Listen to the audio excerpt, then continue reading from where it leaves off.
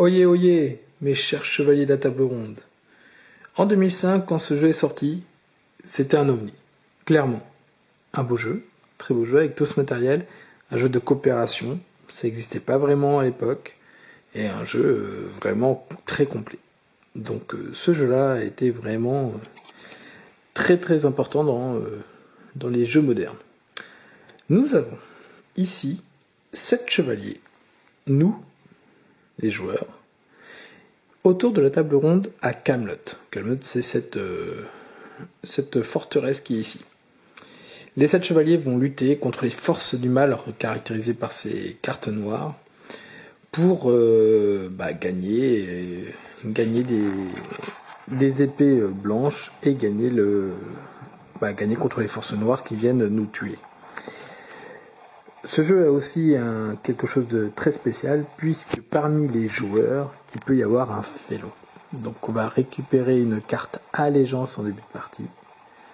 Et parmi les cartes allégeance, il y a un félon. Si on choisit ce mode de jeu. Donc, très complet et très marrant. Alors, comment on joue ? Déjà, le matériel de jeu, de manière générale, mais vous allez voir que c'est assez énorme et que je l'expliquerai vraiment en détail quand je verrai toutes les quêtes, puisque nous sommes des chevaliers qui allons aborder plusieurs quêtes. Les quêtes, les voici, il y en a un peu partout. Donc vous voyez, il y a un grand plateau, 3 plateaux qui sont sur les côtés. Alors, nous avons les quêtes principales, nous avons 3 plateaux, le plateau du lac d'Excalibur, le plateau du Graal, le plateau ici du chevalier, du Lancelot, avec 3 petites figurines qui représentent Excalibur, le Graal et l'armure de Lancelot. Et ici, nous avons des engins de siège qu'on appellera des catapultes qui peuvent venir devant Camelot, nous marable la tronche. Nous avons ici des guerriers, alors je sais jamais si c'est les Pictes ou les Saxons, donc nous en avons les guerriers avec des haches, je ne sais plus lesquels c'est, et de l'autre côté des guerriers avec des battes, donc là c'est des Pictes puisqu'ils ont des piques, et là c'est des Saxons. Voilà, qui sont prêts à venir nous aborder, conquérir nos terres. Nous avons donc les cartes noires qui sont les cartes du mal, les cartes blanches qui sont les cartes du bien, des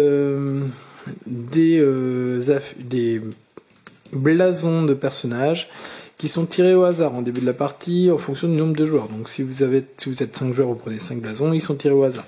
Conseil, toujours mettre le roi Arthur dans la liste des blasons disponibles. Nous avons des dés qui correspondent à des points de victoire. Il n'y aura pas de lancer de dés, très peu de lancer de dés. Il y en aura, mais très peu.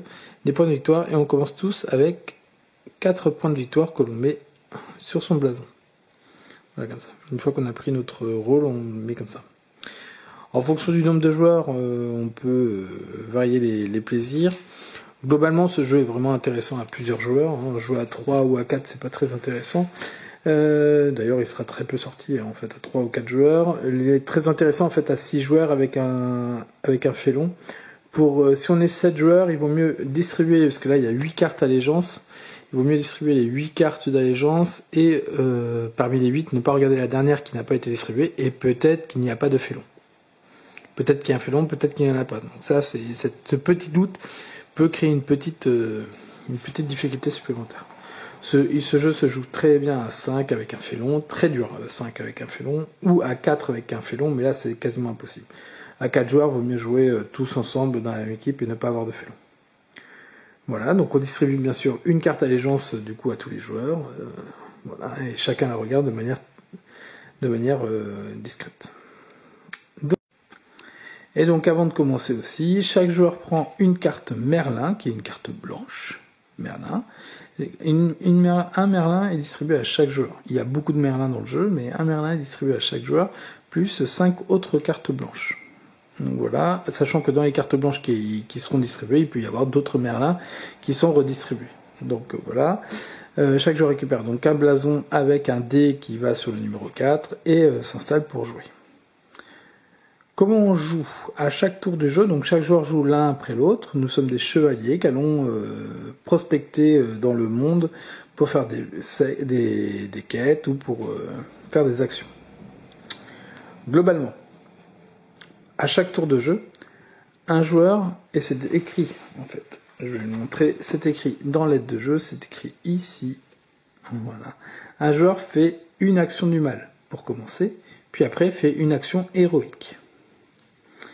Les actions du mal possibles, il y en a 3 différentes, c'est piocher une carte noire et appliquer l'effet immédiatement. Ça c'est l'action la plus courante. L'autre action du mal qui est possible, c'est rajouter un engin de siège devant Camelot.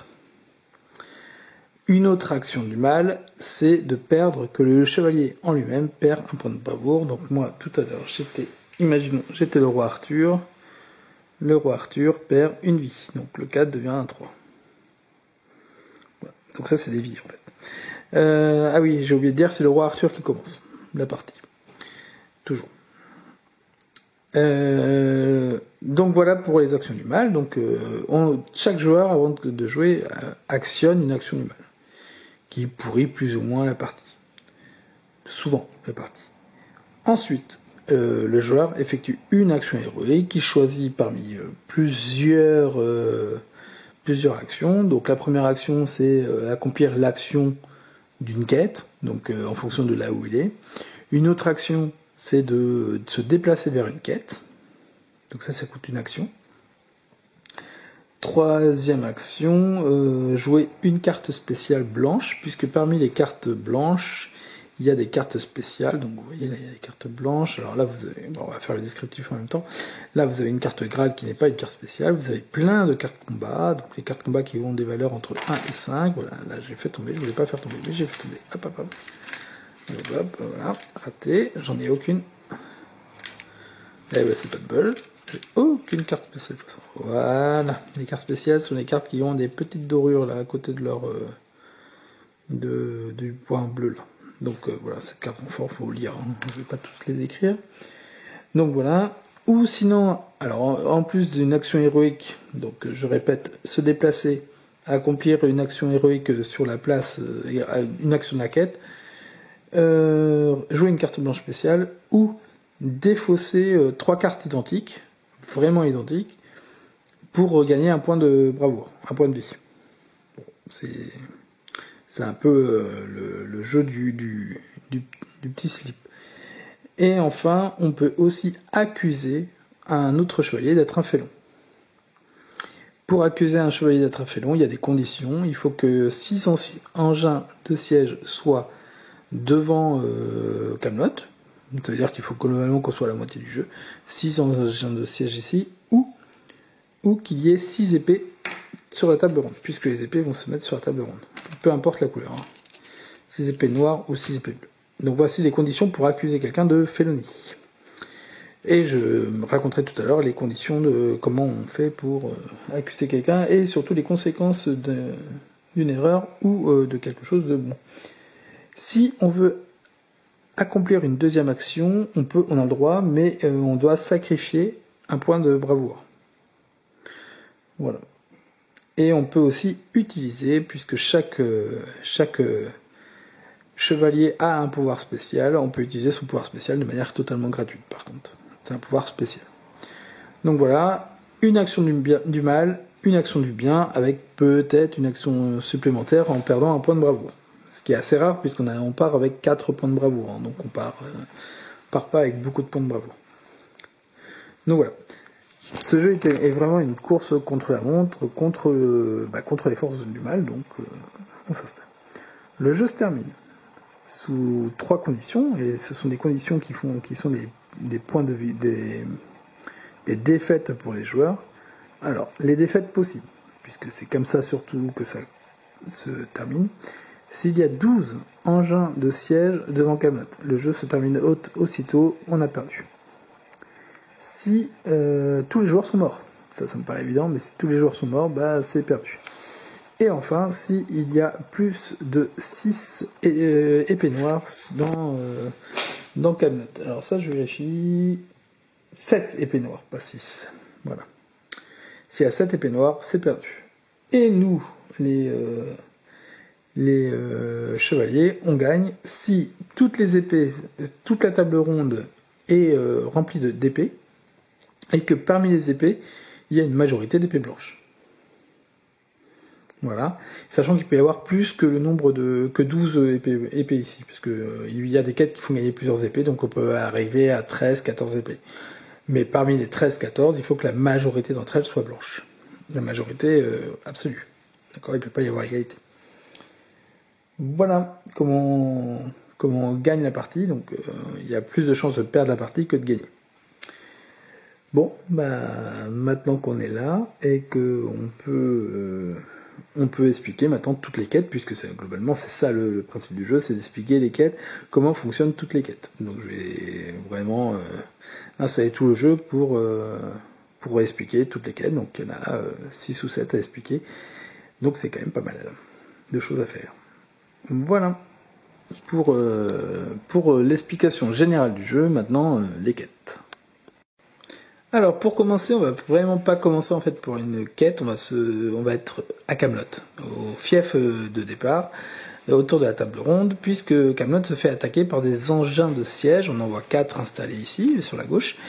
Donc à Camelot, en fait, chaque chevalier a 2 actions possibles à faire. La première action est une action plutôt positive, puisque c'est une action qui lui permet de piocher 2 cartes blanches. Ça c'est une action qu'il est capable de faire. Attention, c'est le seul endroit du jeu où on peut piocher facilement des cartes blanches. Les autres endroits ne sont pas destinés à piocher des cartes blanches. Il ne faut pas partir sur une quête en se disant je vais me faire des cartes une fois là-bas. Donc, quand on part sur une quête, on y va les poches pleines. Ensuite, la deuxième action, c'est de pouvoir attaquer un engin de siège. Comment on fait pour attaquer un engin de siège ? C'est assez simple, mais c'est assez risqué. Il faut prévoir un nombre de cartes de combat à utiliser. Donc, par exemple, j'utilise une valeur de 6. Je dis que je vais au combat avec une valeur de 6. Et après, on lance le dé à 8 faces. On lance le dé. Si le dé est inférieur à notre valeur à nous, on gagne ce combat. Donc, on dégage un engin de siège. Très très bien.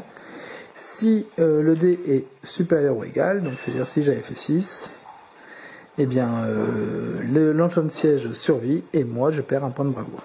Et oui, c'est dur. Donc il faut prévoir de quoi gagner.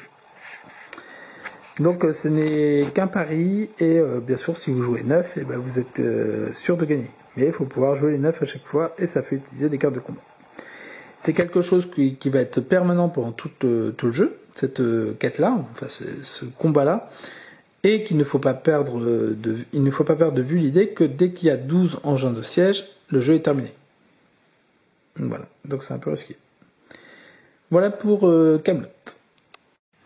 Quittons donc Camelot pour aller voir les quêtes. Alors pour aller aux quêtes, je rappelle qu'un déplacement vers une quête coûte... c'est une action héroïque, donc on a droit à son tour de se déplacer vers une quête, c'est déjà quelque chose. D'accord ? Ça, faut avoir ça en tête, que déjà se déplacer, ça coûte quelque chose. Nous avons plusieurs quêtes différentes. Nous avons des quêtes qui vont être des quêtes collectives. Vous les voyez aux petits écussons qui sont ici. Vous voyez les petits écussons, il y a plein de petits écussons. Quand il y en a plusieurs, souvent il y en a 7.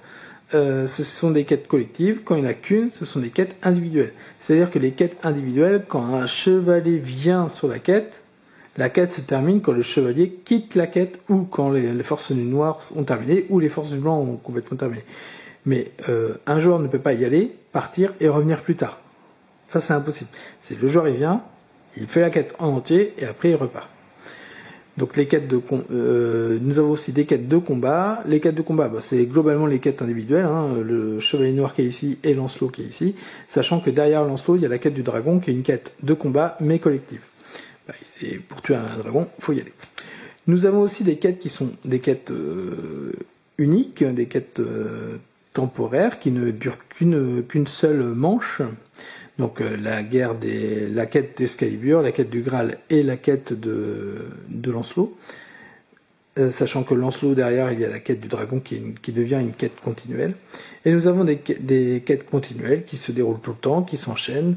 Une fois qu'on a perdu ou gagné, la quête continue à gagner. à jouer. Donc ici nous avons la quête des Saxons, la quête des Pictes et la quête du Chevalier Noir, notamment. Les quêtes vont... on va obscurcir les quêtes avec les cartes noires qui sont ici, et on va pouvoir jouer avec les cartes blanches, notamment des cartes combat la plupart du temps. Mais pas que, bien sûr. Pour chaque quête, nous avons aussi en rouge écarlate ce qu'on perd quand on perd la quête.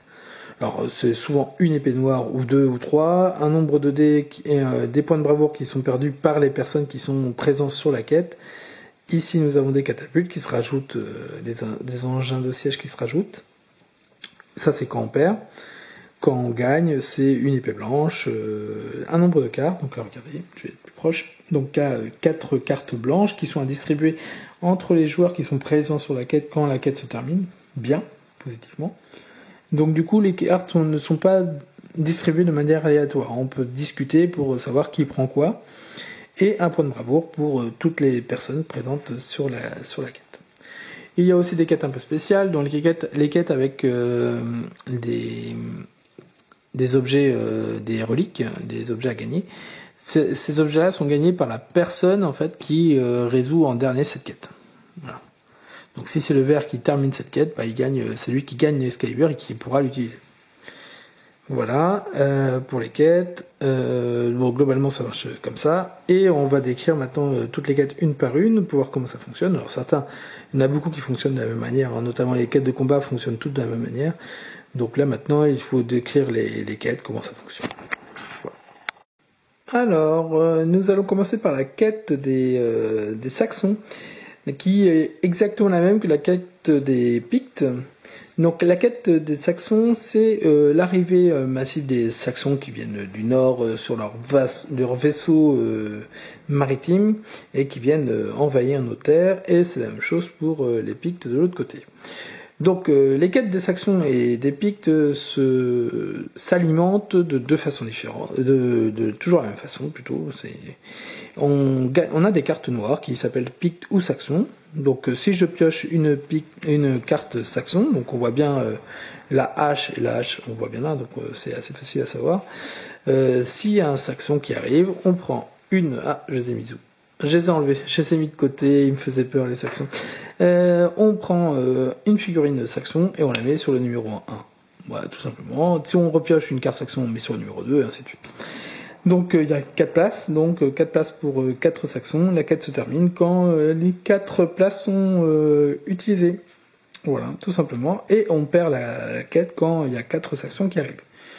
Autre chose, donc il y a la carte Picte, et il y a aussi une carte mercenaire, qui soit c'est des Pictes, soit c'est des Saxons, c'est au choix du joueur qui est en train de piocher la carte.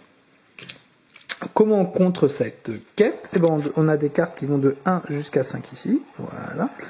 Et on doit poser les cartes, on doit venir ici et poser les cartes du 1 jusqu'à 5 dans l'ordre. On ne peut pas faire dans le désordre, donc d'abord un 1, puis un 2, puis un 3, 2, 3, 4 et 5. Et si on a terminé de faire ça avant que le 4e Saxon n'arrive, on gagne la quête, sinon on la perd. Voilà pour la quête des Saxons et des Pictes, qui sont des quêtes qui sont perpétuelles. Donc dès qu'on a terminé un combat, on supprime bien sûr, alors si c'est le mâle qui gagne, on supprime toutes nos cartes et tout le monde dégage, et si c'est nous qui gagnons, on supprime nos cartes et on dégage tout le monde. Quoi qu'il arrive, à la fin de chaque quête, on clean le terrain. Voilà, donc c'est la même chose de l'autre côté, hein, pour les Pictes. Voilà, passons sur une autre quête. On va parler des batailles. Allez, on va parler des 2 quêtes de combat qui sont relativement identiques. C'est la quête de Lancelot et la quête du Chevalier Noir. Sachant que le Chevalier Noir, c'est une quête qui est perpétuelle, donc qui se perpétue dans le temps, et la quête de Lancelot est une quête unique, donc c'est la seule différence entre les deux. Nous venons avec un seul joueur, donc c'est des quêtes pour chevalier unique, c'est un combat loyal entre un joueur et un autre, et le joueur vient par exemple ici poutrer du chevalier noir, du Lancelot, parce que là on est sur la quête de Lancelot, et vient jouer contre le Lancelot. Ces quêtes-là de combat s'alimentent de manière générale à chaque fois en piochant des cartes noires. Donc ici des cartes chevalier noir pour la quête du chevalier noir et des cartes Lancelot dragon pour la quête Lancelot. Donc ici sur les cartes Lancelot dragon, il y a 2 numéros. Ça c'est pour le numéro Lancelot et ça c'est pour le numéro dragon. Donc on voit bien que le dragon est beaucoup plus fort.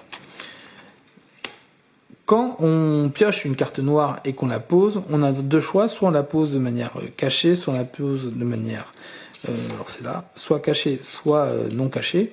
Si on la place de manière non cachée, c'est peut-être pour montrer au joueur le numéro qu'il y a ici, pour qu'il sache un peu où il met les pieds, mais on a le droit aussi de les poser de manière cachée, et si on les pose de manière cachée, on gagne une carte blanche supplémentaire, donc ça vaut le coup, mais par exemple, sur ce cas-là, on est bien d'accord que là, il y a 2, 1, 1, 3 et 1, 7. Si on cache le 7, peut-être c'est parce qu'on est un petit peu un félon. Voilà. Ou pas, hein, ou pas. Donc, ensuite, un joueur qui vient, donc il peut démarrer cette quête même si le combat a déjà commencé. Un joueur qui vient sur cette quête, il va poser des cartes au combat. Et le principe des cartes au combat, c'est, là vous voyez, il y a deux cartes, il y a 2 groupes de 2 cartes. Ici, il y a 2 groupes, un groupe de 3, un groupe de 2. Il doit poser des cartes identiques sur un groupe. Donc par exemple ici, j'avais posé 2 cartes 3 qui se posent ici. Et j'étais en train de poser 2 cartes 4 qui sont ici. Le jeu, ce combat se termine en fait. Ce combat se termine dès qu'il y a un des joueurs qui a terminé en fait le nombre, un des joueurs qui a terminé son quota de cartes. Donc attendez, je suis en train de chercher. Voilà. Par exemple, si dans cette quête là, donc moi j'ai posé mes 4 cartes, mais nous avons Lancelot qui a posé lui aussi ses 5 cartes. Voilà, il a posé ses 5 cartes, donc les forces du mal ont posé plus de cartes que nous. On n'a pas perdu la bataille, d'accord, pas encore. Dans ces cas-là, ce qu'on fait, c'est qu'on regarde, on met les cartes ensemble, les cartes noires, on les mélange. À quoi ça sert de les mélanger? À ne pas savoir qui a posé les cartes cachées. Vous vous rappelez l'histoire du félon? Voilà, parce que le félon peut peut-être cacher des bonnes cartes. Donc on les mélange, on les regarde, on fait la somme des points. Hop, alors on va voir ça de plus proche. Alors là, je suis pas du tout bien emmanché. Alors nous avons du 5, 3, 8 et 3, 11, 12 et 17. 17 points. Moi, je regarde combien de points j'ai. Donc j'ai 2 x 4, 8. 2 x 3, 6, 14, je perds la bataille, j'ai perdu la bataille, donc je perds la bataille, je perds avec les points négatifs, et je perds Lancelot. Si jamais j'avais gagné, par exemple à la place d'un 5, il y avait un 1, j'avais gagné, je gagne Lancelot et je gagne les points supplémentaires. Voilà. Voilà comment ça se joue, donc dès que l'un des joueurs, soit le chevalier, soit la force du mal, arrive à compléter son set de cartes, et ben le combat se termine et on regarde ce que ça donne. En cas d'égalité, comme partout dans ce jeu-là, n'importe quand, en cas d'égalité, c'est le mal qui gagne. D'accord ? Les chevaliers ne peuvent gagner que par une victoire franche. Ensuite, Lancelot, une fois qu'il a été vaincu ou qu'il nous a vaincus, on retourne la carte et là arrive la quête du dragon, qui n'est, comme je l'ai dit tout à l'heure, mais c'était faux, qui n'est pas une quête perpétuelle. On ne joue qu'une fois contre le dragon. Généralement, on va pas jusqu'au dragon, on va pas jusqu'à la fin. C'est pas une quête qui nous revient souvent, mais il y a une histoire de catapulte derrière. Donc c'est pas une quête perpétuelle, c'est une quête unique aussi. Où on va jamais à la fin, on peut jouer tous les 7, 3 cartes chacun, contre 5 cartes dragon, enfin c'est assez immense. Voilà pour les quêtes de combat. J'allais dire quelque chose, j'ai oublié de dire quelque chose, mais je me rappelle plus quoi. Donc je me rappellerai tout à l'heure. Donc voilà pour les quêtes de combat, qui sont des quêtes importantes. Ah oui, j'allais dire, ouais, je sais ce que j'allais dire. Si personne ne vient là et que Lancelot réunit ces 5 cartes et gagne quand même le combat. Hein. Lancelot, il va pas attendre qu'un joueur vienne contre lui. S'il gagne le combat, il gagne le combat. Point. Même s'il n'y a personne en face. Voilà pour la quête de Lancelot, du Chevalier Noir et du Dragon. Plus que 2 quêtes. Allez, nous partons sur les quêtes les plus arthuriennes du jeu. C'est la quête d'Excalibur, de l'épée d'Excalibur, et la quête du Graal. Donc on va partir sur la quête la plus simple, en fait, la plus simple à comprendre et la plus simple à réaliser. Donc c'est la quête d'Excalibur. Nous pouvons venir à 7 joueurs dans cette quête, et nous avons l'épée d'Excalibur qui est dans un tourbillon dans l'eau. Et le principe, c'est on est en combat un peu comme un tir à la corde entre le mal qui est représenté par cet espace froid et le bien qui est représenté par cet espace un peu plus fleuri, plus verdoyant. Le mal augmente son pouvoir en ayant des cartes Excalibur, donc des cartes du mal Excalibur comme ça. Et quand on pioche une carte Excalibur, il y a l'épée qui se rapproche de nous, tout simplement. Voilà. Et quand l'épée arrive ici, l'épée est terminée, la quête est terminée et le mal gagne. Comment nous, les chevaliers, on fait pour faire basculer cette force du côté obscur? C'est on vient ici et on défausse une carte, n'importe laquelle, une carte. Voilà, on défausse une carte. Et quand on défausse une carte, l'épée vient de notre sens. Donc voilà, c'est une défausse de carte n'importe laquelle contre les Excalibur. Donc on peut aller là, et puis après si on vient, lui il défausse, l'autre il défausse, l'autre il défausse. Alors on n'a pas le droit de défausser plusieurs cartes en un tour, ça c'est pas possible. Celui qui termine la quête et qui amène Excalibur ici, gagne l'épée d'Excalibur directement. Si bien sûr Excalibur arrive ici, Excalibur est perdu à jamais, puisque bloqué par la glace. Voilà pour Excalibur. C'est une quête parfaite pour un félon. Soit dit en passant, puisqu'il peut défausser en fait n'importe quelle carte. Puisque parmi les cartes, il y a des bonnes cartes et des mauvaises cartes. Il y a des cartes héroïques qui sont bien meilleures que les autres. Donc vu que les cartes défaussées sont cachées, on peut venir défausser des cartes sympas en les cachant. Pour le Graal, alors là par contre le Graal c'est l'épreuve la plus difficile et elle rapporte 3 épées. Donc il vaut mieux pas la perdre, mais on peut gagner sans la gagner. C'est une quête qui peut durer un petit moment en fait. C'est du travail de longue haleine. Alors le Graal en fait, vous avez plusieurs cartes qui vont du Graal tout moisi au Graal lumineux. Et le but du jeu c'est de transformer tous ces Graals là en Graal lumineux. Grâce à quoi? Grâce à des cartes positives qui sont des cartes de Graal. Oh c'est beau. Qu'est-ce que c'est beau. Donc on pose des Graals ici. C'est lumineux, c'est trop bien. Donc nous, ça c'est notre part à nous. Sauf que derrière, il y a l'équipe des méchants, le mal, qui lui pose ses cartes désespoir. Et le désespoir va contre le bien.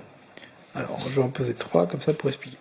Que se passe-t-il si par exemple là, la quête n'est pas finie, il faut que soit tous les désespoirs viennent ici, soit tous les lumineux viennent ici. Donc il faut vraiment tout remplir. Comment je fais là? Si je joue un Graal, je défausse la carte désespoir. Mais mon Graal ne vient pas ici.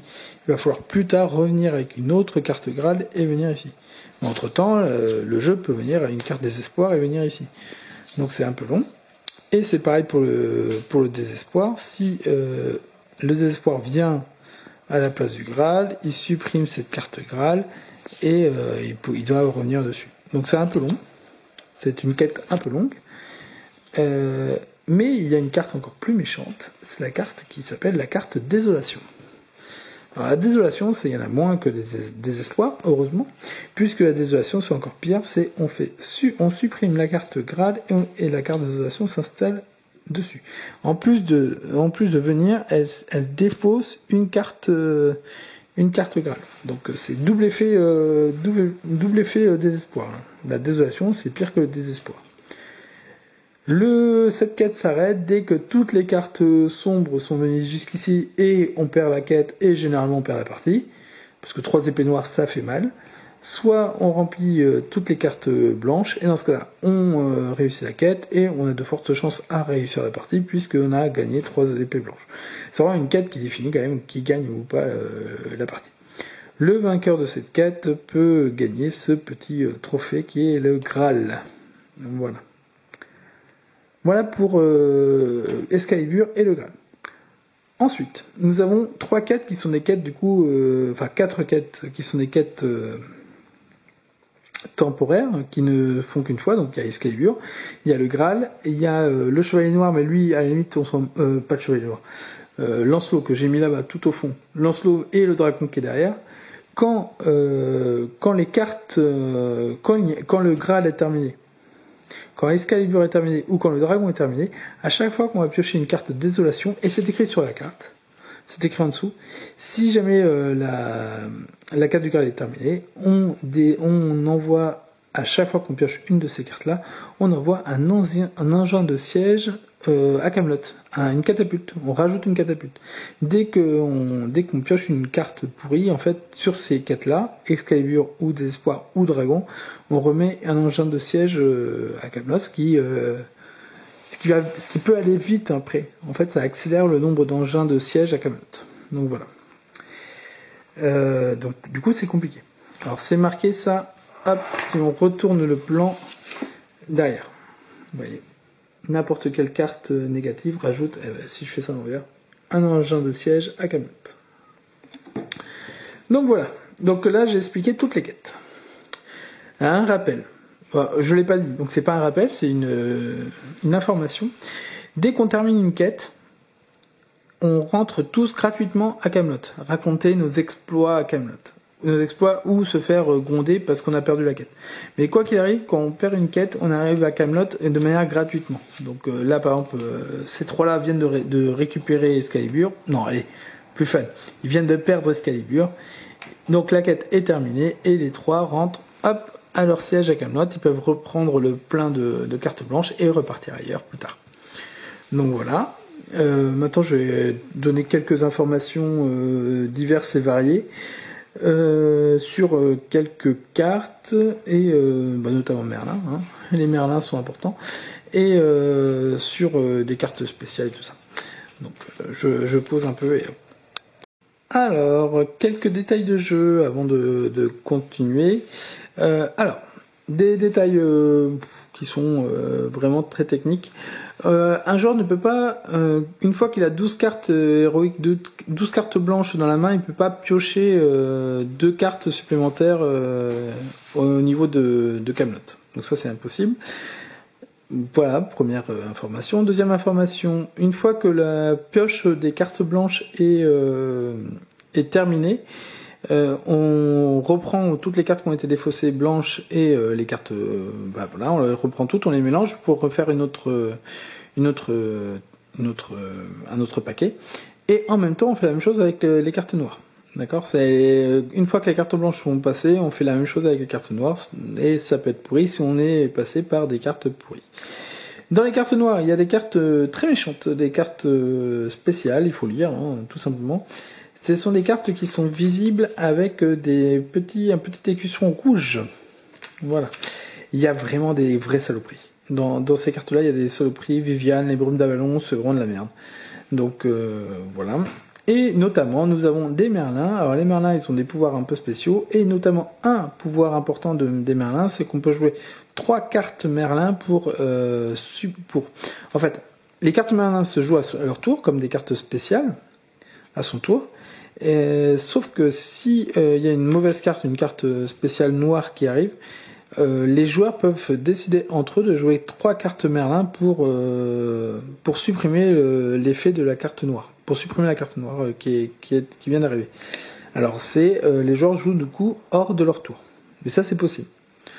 Ce qui est parfois salvateur quand on voit les saloperies qu'offrent ces cartes noires. De plus, quand un joueur décide de faire une deuxième action, vous vous rappelez, il y a l'histoire où on n'a le droit de faire qu'une seule action et une deuxième action est possible. Si un joueur a le droit de faire une deuxième action, il ne peut pas faire la même action héroïque. D'accord ? S'il attaquait par exemple un engin de siège, il ne peut pas réattaquer un engin de siège. Il doit faire une action héroïque différente. Voilà, tout simplement. Allez, maintenant un petit descriptif des pouvoirs. Donc chaque chevalier a un pouvoir spécial. Alors là, par contre, je vous laisse les lire. Ça peut permettre de rentrer dans les personnages. Donc voilà. Et le pouvoir de l'Excalibur, Saint Graal et l'armure de Lancelot. Donc regardez, l'Excalibur, en fait, à tout moment, l'Excalibur donne un point de bonus à tout combat. Donc que ce soit des combats personnels ou des combats contre notamment les engins de siège. On peut aussi défausser l'Excalibur pour annuler une carte noire qui vient d'être piochée. C'est dommage, mais c'est comme ça. Le Saint Graal peut redonner 4 vies à quelqu'un, notamment un mourant, quelqu'un qui vient de mourir. On peut lui donner le Saint Graal. Bien sûr, le Saint Graal est défaussé immédiatement. Et l'armure de Lancelot permet à chaque fois qu'on doit piocher une carte noire, on en pioche 2. Et parmi les deux, on en pioche 2, on en garde une et l'autre on la place en dessous. Donc ça peut éviter des cartes pourries du genre les Morgane ou les Viviane. Voilà. Voilà pour les pouvoirs, donc ça je vous laisse le lire. Et puis maintenant on va parler du moment un peu intéressant du jeu, parce que là le jeu là il vous semble déjà très intéressant, mais il y a encore le mieux, il y a le félon. Et oui, car il y a un félon, rappelez-vous. Parmi les personnages loyaux, il y a un félon, ou pas, en fonction des parties. Donc le félon, il est caché, et on peut à tout moment l'accuser. Alors pas à tout moment, c'est pas vrai. Donc le félon, il pourrit le jeu, hein. De manière générale, il pourrit le jeu, il se fait passer pour un chevalier et il pourrit le jeu. Ou pas, mais en tout cas il doit rester discret. Et puis quand vient le moment où on est à peu près à la moitié du jeu, c'est-à-dire quand il y a 6 engins de siège devant Camelot, ou s'il y a 6 épées, quelqu'un peut accuser le félon. Donc de manière générale, tout le monde peut accuser tout le monde, sachant qu'il y a des règles quand même pour accuser. Un chevalier n'a le droit d'accuser qu'une seule fois. Donc ça c'est la première chose. Ensuite, si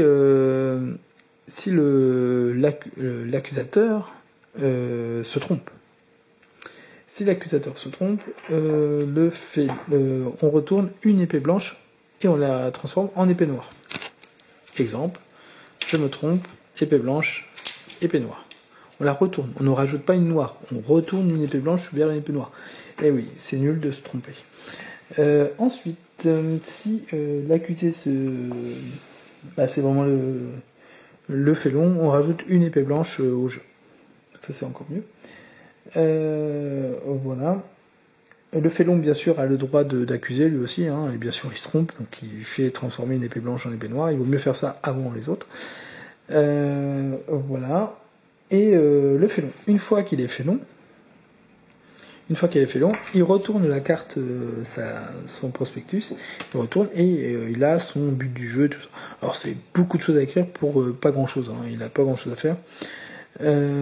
Donc il le fait une fois qu'il est accusé, donc du coup il perd une épée blanche, mais à son tour il a le droit de faire plein de choses. Donc déjà il dégage tout, hein. Point de bravoure, carte blanche, il enlève tout ce qu'il avait. S'il avait Excalibur, Saint Graal, c'est perdu. Enfin, tout ce qui était dans sa possession, il le perd. Et à son tour de jeu,